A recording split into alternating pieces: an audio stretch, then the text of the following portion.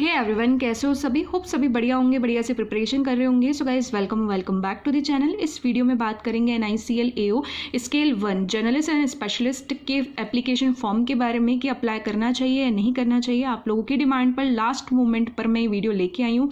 अगर अभी तक अप्लाई नहीं किया और सोच रहे हो या कन्फ्यूजन में हो तो वीडियो को देखने के बाद में आपको एक पूरी शॉर्ट एक क्लैरिटी मिल जाएगी कि आपको अप्लाई करना है या नहीं। ठीक है, आप खुद का डिसीजन खुद बना सकते हो। तो फटाफट से बात करते हैं।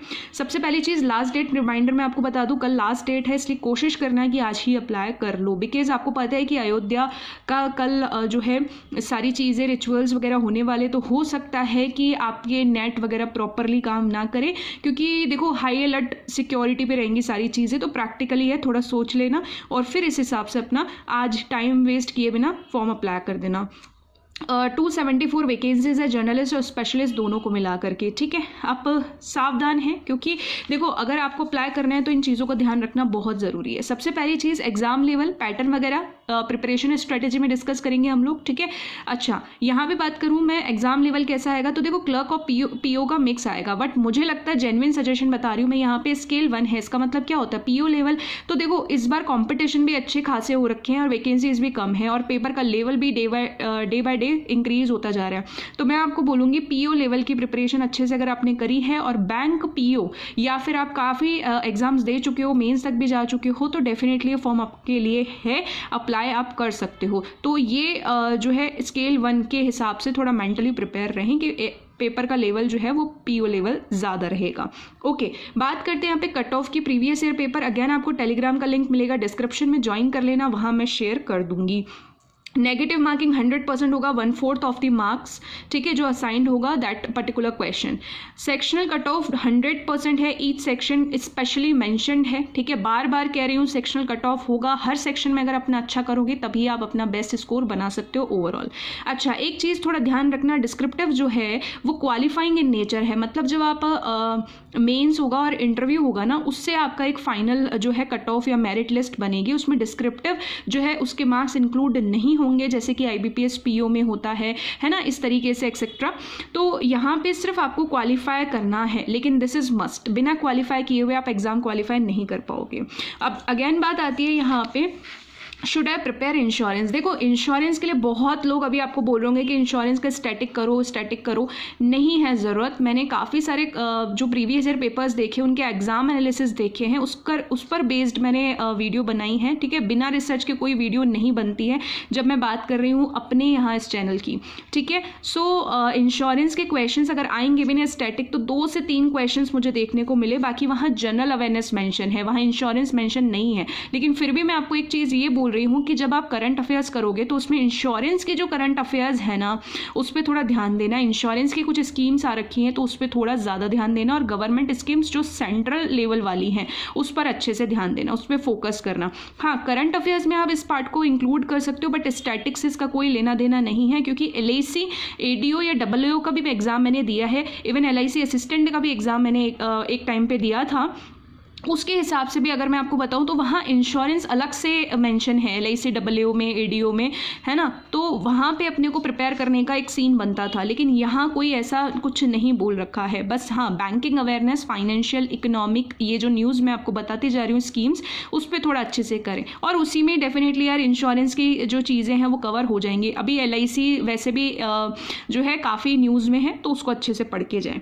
ओके, अच्छा, एक डाउट यहाँ पे आता है कि मैम ये गवर्नमेंट वैकेंसीज है कि नहीं। देखो सारी की सारी आपको लिखा होता है गवर्नमेंट अंडरटेकिंग, तो ये गवर्नमेंट जॉब्स हैं, ऐसा कुछ भी नहीं है कि ये सेमी गवर्नमेंट है और वो जो है नॉन गवर्नमेंट है, ऐसा कुछ भी नहीं है। जब लिखा है तो 100% वो चीज़ वैसी ही है। ओके, अब यहाँ की पोस्टिंग कैसी होगी, देखो पैन इंडिया होगी, कहीं पर भी आपकी पोस्टिंग हो सकती है। ओके, ऐसा कुछ मेंशन नहीं होता है कि आपको होम पोस्टिंग मिलेगी या कौन सी, ये लक पे चीज़ें बहुत डिपेंड करती हैं। तो अभी फ़िलहाल के लिए इतना ही जानना काफ़ी है कि पैन इंडिया आपकी होगी। ओके, सर्विस पीरियड में आपको बता दूँ, थोड़ा सा यहाँ पे ध्यान देंगे कि इनिशियली जो है वो चाहे जर्नलिस्ट हो या SO हो, ये ध्यान से सुनना, 5 साल है मिनिमम जहाँ पे इनिशियल स्टे करना है, जहाँ आपकी इनिशियल पोस्टिंग होगी। उसके बाद में आपका ट्रांसफ़र होगा या क्या रूल्स एंड रेगुलेशन है वो ऑर्गेनाइजेशन के हिसाब से होगा। लेकिन एक चीज़ यहाँ पे है, कई आप ये कन्फ्यूज़ कर सकते हो स्पेशलाइजेशन प्रोफेशन को, ठीक है। एसओ के बारे में ये नहीं बोल रखा है कि आपकी जहाँ पोस्टिंग होगी वहाँ आपको 10 साल रहना है, ऐसा नहीं बोला है, ऐसा नहीं बोला है। ये चाहे जर्नलिस्ट हो या एसओ हो, आपको इनिशियल पोस्टिंग जहाँ होगी 5 साल ही रहना है। लेकिन यस, एसओ के लिए एक कंडीशन ये है कि जैसे मान लो कि आपने डॉक्टर में या फिर फाइनेंस के अंदर हो, तो ये स्पेशलाइजेशन में आपको 10 साल रहना है, उस कैटेगरी के अंदर आपको 10 साल रहना है। हो सकता है उसके बाद आप जर्नलिस्ट में या कहीं और किसी जो है उसके अंदर ना आप कह सकते हैं कि कन्वर्ट हो सकते हैं या आप कन्वर्ट करवा सकते हो, लाइक ऐसा कुछ होगा। इसके बारे में इतना क्लैरिटी नहीं है, बट येस स्पेशलाइजेशन और जो मैं इनिशियल पोस्टिंग बता रही हूँ दैट इज़ क्लियर होना चाहिए अभी आपको। ओके, बात करते हैं प्रोबेशन पीरियड, वही होगा जैसे मैंने कल डिस्कस किया था UIIC के वीडियो में, 1 साल का रहेगा, एक्सटेंडेड ट्वाइस होगा, क्लियरली मेंशन है, यानी कि 6 मंथ से 1 साल। इसी पीरियड के अंदर आपको एक एग्जाम क्वालिफाई करना होगा, नॉन लाइफ लाइसेंशिएट एग्जामिनेशन जो III कंडक्ट करवाता है। उसके बाद आप कंफर्म्ड होते हो इसको क्वालिफाई करने के बाद में कि हाँ अब आप जिस पोस्ट के लिए हो एकदम कंफर्म्ड, अब आपको कोई हिला नहीं सकता, वैसी वाली सिचुएशन, ठीक है। तो ये चीज़ आपको ध्यान रखनी है। बात करते हैं यहाँ पे बॉन्ड में एक छोटा सा चेंज है यहाँ पे। ओके, देखो सबसे पहली चीज़ तो मैं आपको बताऊं कि मिनिमम 4 इयर्स रहेगा, वैसे 5 इयर्स था, यहाँ 4 इयर्स है इंक्लूडिंग प्रोबेशन पीरियड।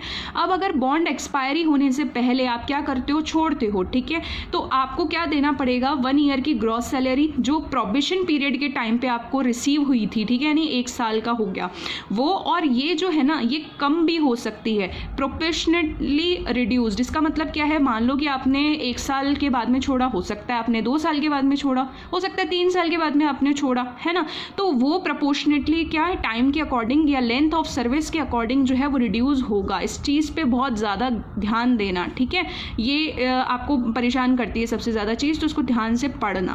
ओके, एक चीज़ और होती है कि जब कोई ऐसी कंडीशन आ जाए, बहुत रेयर कंडीशन जिसमें आपको टर्मिनेट कर रहे हो या फिर आपको छोड़ना पड़ रहा है विद इन प्रोबेशन पीरियड, मान लो 3 महीने के बाद ही आप छोड़ रहे हो, ठीक है, तो बस आपका उस कंडीशन में जितना अपने टाइम पीरियड, जितना मंथ दिया ना कंपनी को, जितना सर्विस दिया, उतने की ग्रॉस सैलरी आपको देनी पड़ेगी, प्लस 25,000 एक्स्ट्रा आपको देने पड़ेंगे कॉस्ट ऑफ ट्रेनिंग के।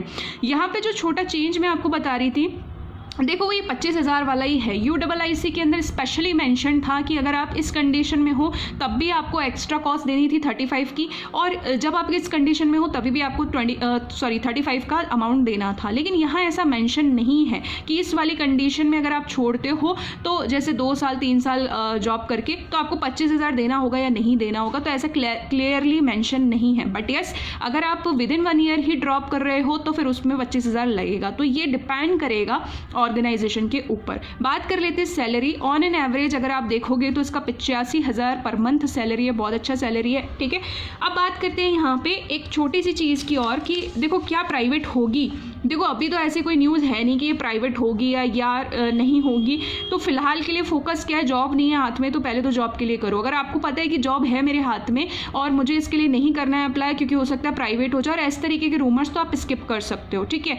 फीस का इशू है तो देखो अप्लाई मत करना, फीस का कोई इशू नहीं है तो आप समझ सकते हो कि UIIC के अंदर मैंने चीज़ें बहुत अच्छे से क्लियर करी थी, तो आप अप्लाई कर सकते हो, ठीक है। ये सिंपल सी, ये कॉमन सेंस वाली बात होती है, तो इसको थोड़ा आप समझ के चलें। बात आ रही है यहाँ पे किसी एक स्ट्रीम के लिए अप्लाई कर सकते हैं या जर्नलिस्ट और एसओ दोनों के लिए कर सकते हैं। ऐसे BCom वालों को बहुत होगा कि फाइनेंस से और जर्नलिस्ट दोनों से अप्लाई कर सकते हैं, गलत है। या तो आप जर्नलिस्ट से करोगे या आप स्पेशलिस्ट ऑफिसर से करोगे, और उसमें भी एक पोस्ट से ही कर सकते हो, ठीक है। तो this is all about this video. Hopefully आपकी सारे डाउट्स क्लियर हुए होंगे।